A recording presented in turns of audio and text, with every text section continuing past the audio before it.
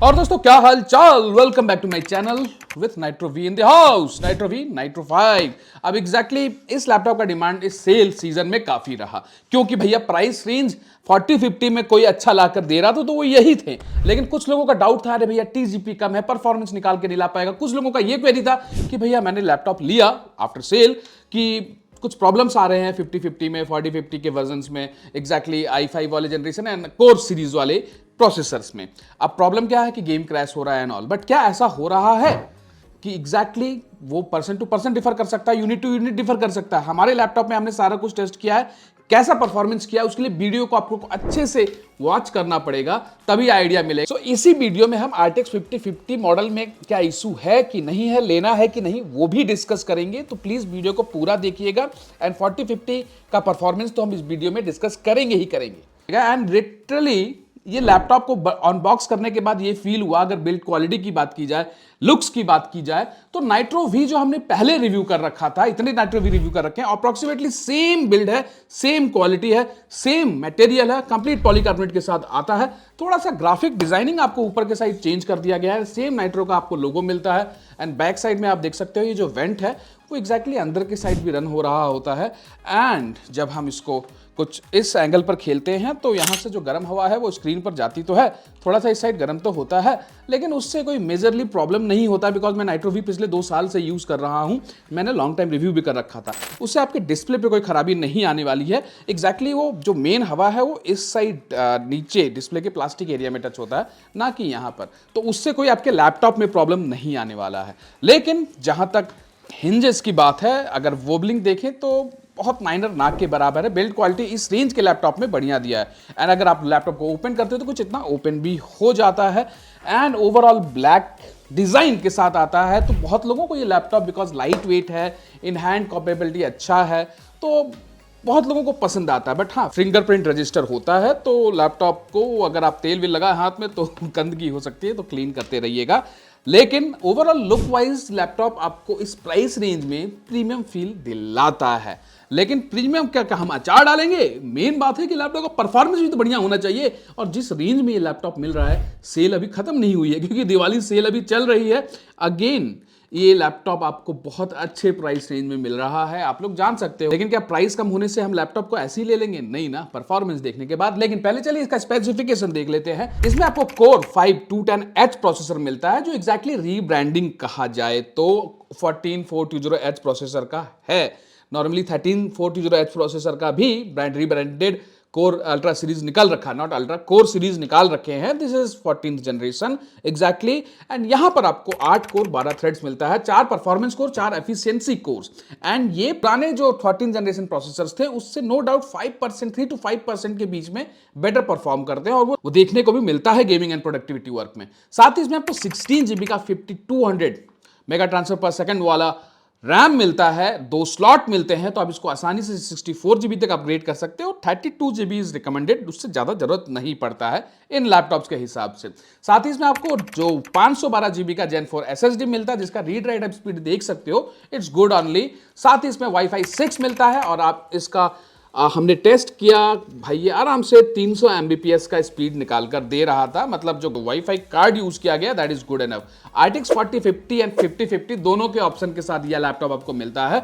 इसमें जो TGP है वो 75 वाट के अराउंड मिलता है। एंड जो लोग आप लोग पिछले किस वीडियो में कहे थे कि भाई 75 वाट TGP वाला लैपटॉप इसलिए तो सस्ता है, अरे गेमिंग परफॉर्मेंस देखना आप, तब आपको पता चलेगा कि 75 वाट भी गेमिंग परफॉर्मेंस क्या बढ़िया निकाल कर ला सकता है। प्रॉब्लम कहां आती है, जब हम रेंडर करते हैं, हैवी ग्राफिक्स यूनिट्स को एग्जीक्यूट करते हैं, तो उसमें रेंडरिंग स्पीड, टाइमलाइन स्पीड में थोड़ा बहुत मैटर करता है, जहां पे ग्राफिक का पावर मैटर करता है। But 75 what is good enough, gaming में पता चल जाएगा आप लोगों को। साथ ही इसमें आपको इंटीग्रेटेड iGPU भी देखने को मिलता है। बस एज यूजुअल MS ऑफिस नहीं मिलेगा आपको इसमें, वो आप लोगों को अलग से लेना पड़ेगा, दे देना चाहिए आज की डेट में, बिकॉज बहुत से स्टूडेंट प्रेफर करते हैं इन लैपटॉप्स को। थंडरबोल्ट 4 पोर्ट मिलता है इस लैपटॉप में, इस प्राइस रेंज में, that is the great point of it. Rest अगर टेबल पर अगर ग्रिप देखोगे इस लैपटॉप का, तो ग्रिप अच्छा दिया गया एंड लाइट वेट होने के बाद भी अच्छा मेंटेन कर लेता है, वन हैंड इजीली ओपन हो जाता है। कीबोर्ड आपको सिंगल बैटरी कलर के साथ मिलता है, ऑरेंज फील में, but that gives good aura. Rest अगर हम इसके कीबोर्ड के लेआउट की बात करें तो आपको फुल साइज कीबोर्ड लेआउट मिलता है एंड ट्रैक पैड है. This is also short form factor में मल्टी जेस्चर को सपोर्ट करता है and that is good enough. Keyboard experience आपको अच्छा मिलने वाला है, लेकिन यस जब आप गेमिंग करते हो तो एक बेटर है कि आप एक एक्स्ट्रा कीबोर्ड रखो for a better feel while gaming. So that's it keyboard से रिलेटेड. अब अगर हम इसके परफॉर्मेंस बेंचमार्क को चेक करें तो परफॉर्मेंस बेंचमार्क हमने निकाला है, थोड़ा आप देख लो. 820 का स्कोर सही बताओ तो प्रोसेसर का आपसे सही है and single score 1705 good gaming for के लिए बढ़िया रहेगा. एंड 2024 का स्कोर आप देख सकते हो, कंपैरिजन कर लेना जब प्लान करो तो. एंड पीसी मार्क 10 भैया अच्छा निकाला है 6200, एक्सपेक्टेड नहीं था. Nomad score 1777 good. एंड यहां मल्टी स्कोर आप देख सकते हो गीक बेंच का 8900 मल्टी कोर गुड यार. एंड 4050 का score approximately 90000. And Acer nitro का अगर आप एआई स्कोर देखो तो वो भी बेटर, और ब्लेंडर स्कोर से मैं विश्वास नहीं हो पाया.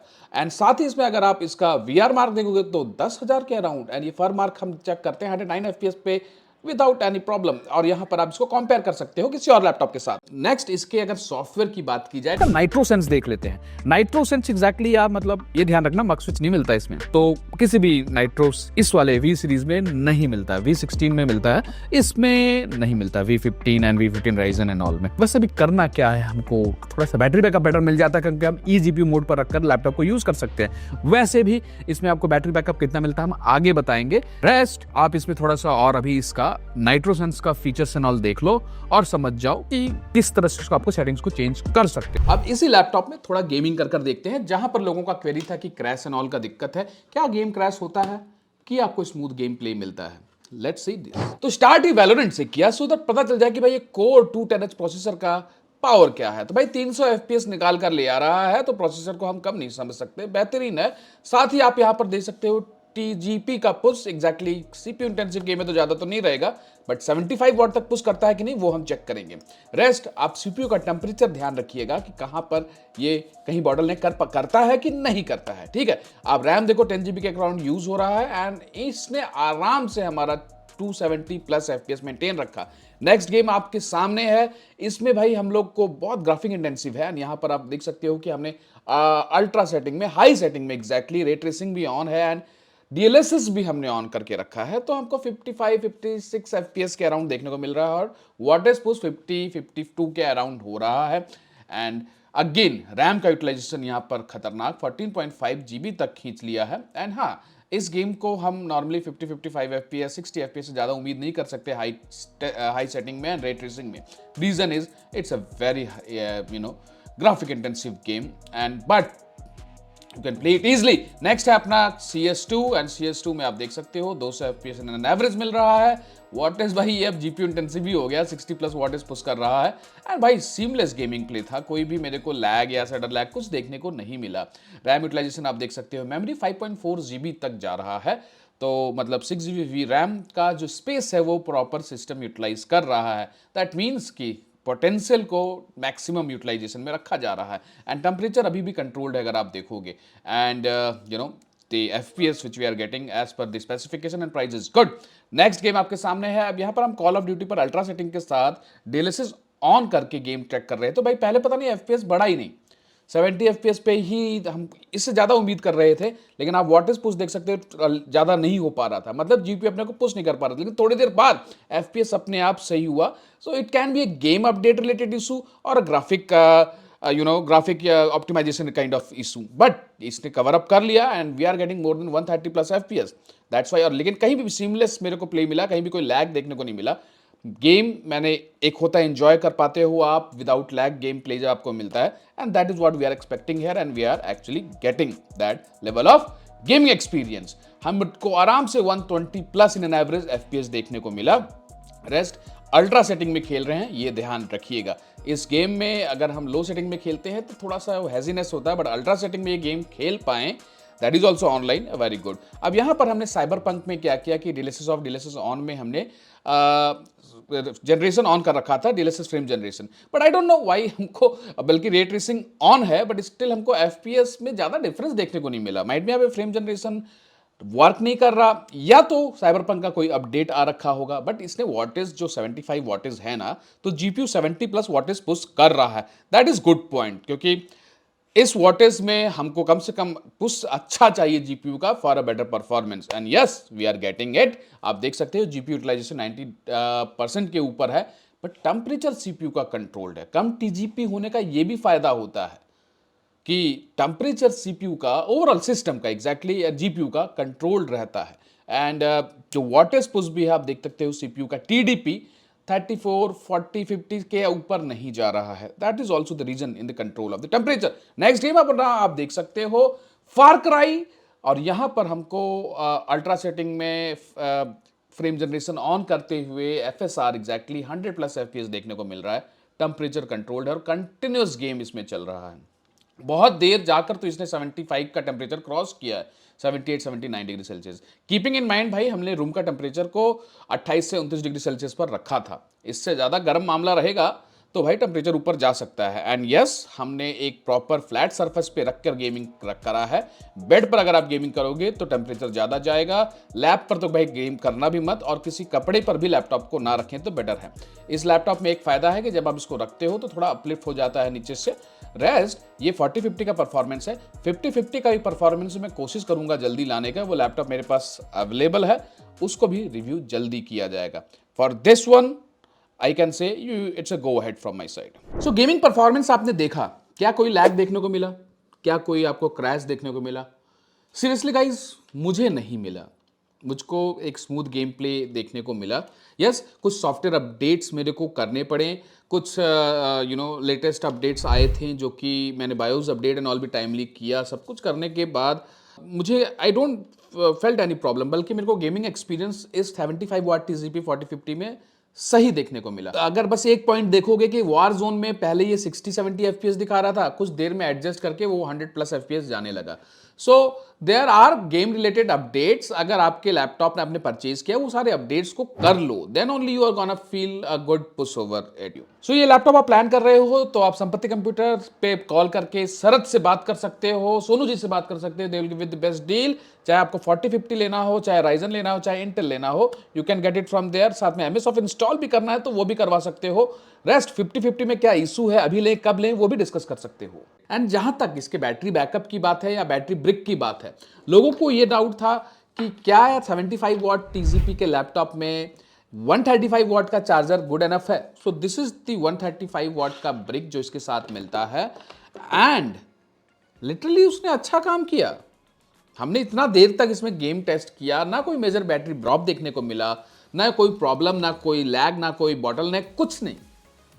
दैट मीन्स अगर आप HX प्रोसेसर के साथ जाते हो, जो कि मैंने आपको कहा था कि i5 14450HX में 135 वाट चार्जर से काम नहीं चलेगा, उसमें आपको कम से कम 180 वाट चार्जर चाहिए। बट दिस प्रोसेसर के हिसाब से 4050 75 वाट के हिसाब से 135 watt charger is good enough. या टेस्ट में क्लियर भी हो गया, तो आप इस लैपटॉप के साथ जाना चाहो तो जा सकते हो। कीपिंग इन माइंड डिस्प्ले आप देख लीजिए, इसमें आपको 1080 पिक्सल FHD डिस्प्ले मिलता है। Anti glare kind of feel आपको देखने को मिलने वाला है। लेकिन अगर कलर रेशियो की बात की जाए, कलर ग्रेड की बात की जाए, तो इसमें आपको 65% sRGB मिलता है, 47% NTSC मिलता है, 49% Adobe RGB एंड 48% P3। तो कलर एक्यूरेट वर्क के लिए वैसे भी इस नाइट्रो पहले भी नहीं देता था, आज भी नहीं देता और आगे भी नहीं देगा। बिकॉज जिस प्राइस रेंज में 65,000 रुपीज 69,000 रुपीज के अंडर आपको 4050 मिल रहा है, कोर 210H प्रोसेसर मिल रहा है kind of 14 generation, it's good उस प्राइस रेंज में। अब इस प्राइस रेंज में क्या कंपनी की लेना चाहते हो?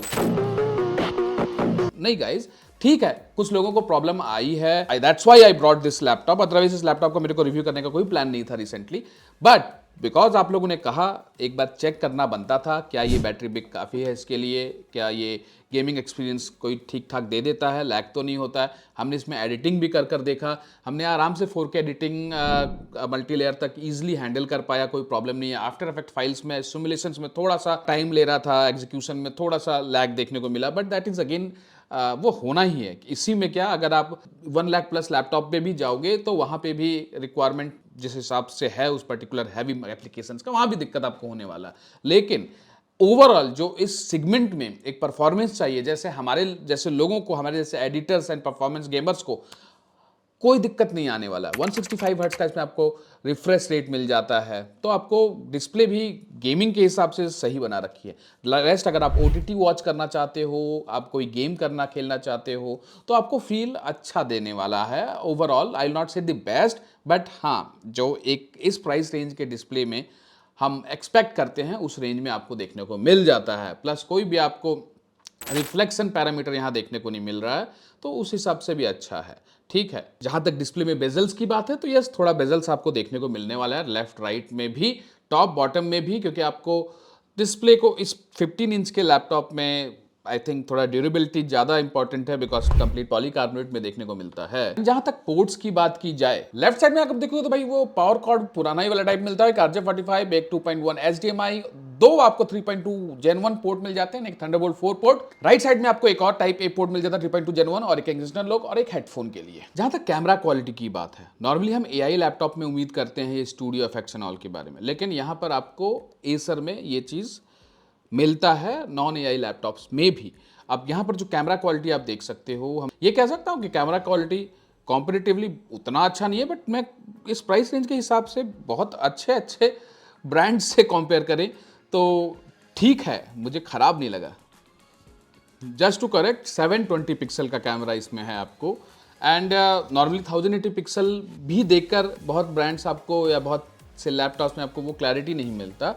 इसमें 720 पिक्सल है, एंड उसके हिसाब से आई कैन से कि थोड़ा सा वो कार्टूनिस्ट वाला फील इसमें भी आता है, लेकिन ओवरऑल इस प्राइस रेंज के हिसाब से कैमरा क्वालिटी ठीक है। जहाँ तक बैटरी बैकअप की बात है तो भैया 57 वॉट आवर बैटरी के साथ मिलता है, एंड हाँ, इन लैपटॉप से हम बैटरी तो ज़्यादा उम्मीद नहीं कर सकते गेमिंग एंड ऑल के बीच में, तो बिल्कुल भी नहीं। गेमिंग करते वक्त आपको ज़्यादा से ज़्यादा 1 घंटा 1 घंटा 20 1 डेढ़ घंटे के अराउंड बैकअप मिलेगा। वो जस्ट इस पर्पज़ के लिए होता है कि लाइट कट गया तो आपका गेम ना बंद हो जाए, पर्पज़ वही होता है मेन, और थोड़ा देर तक आप हैंडल कर सको परफॉर्मेंस के हिसाब से।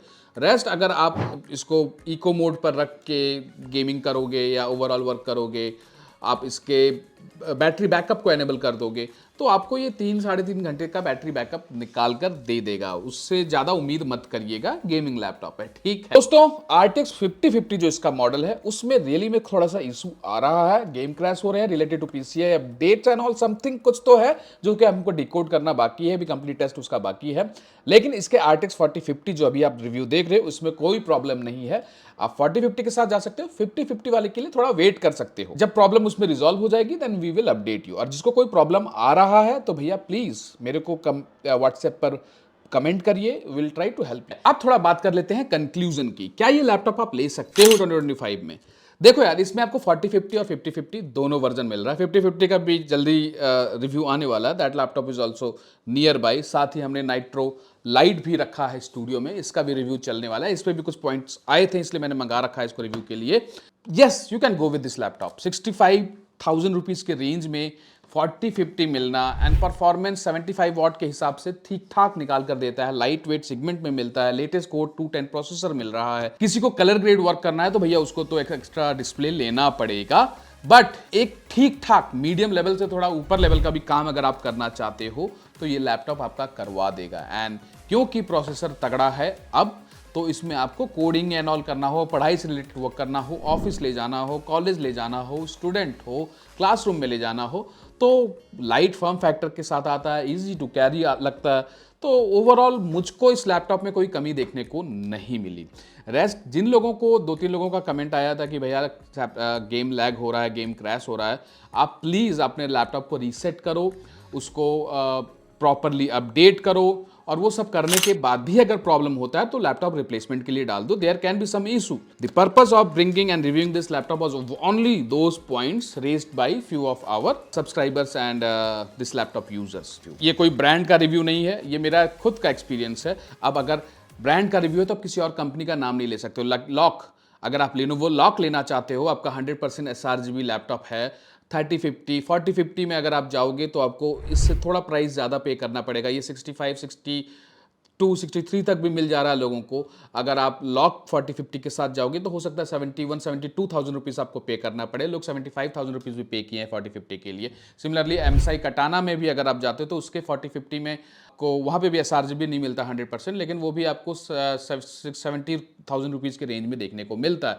लेकिन 60,000 के रेंज में मुझे लगता है कि this is a great option जिसके साथ आप जा सकते हो, रेस्ट कीपिंग इन माइंड कि आप लैपटॉप को प्रॉपरली चेक कर लो डिलीवर होने के बाद। अगर ये लैग फैग का चक्कर हो, आप कंपनी में कस्टमर केयर पे कंप्लेन रेज करो। अगर आपका अपडेट नहीं हो पा रहा है, आप मेरे व्हाट्सएप पे मेरा मेंबरशिप ले सकते हो। हम आपको एश्योरेंस देते हैं कि हम आपको कंप्लीट चेक कर दिखाएंगे, चेक कर बताएंगे कि कोई प्रॉब्लम है तो आपके सिस्टम को हम वर्चुअली कनेक्ट करके भी कोशिश करेंगे कि अपडेट कर दें कुछ अगर डाउट है तो। ठीक है, उसके बाद भी अगर सॉल्यूशन नहीं मिल पाता है, then we will ask for a replacement from the company और take the laptop back and give me a new one, whatever it is. I'm satisfied with this laptop and the price range जिसमें ये आता है।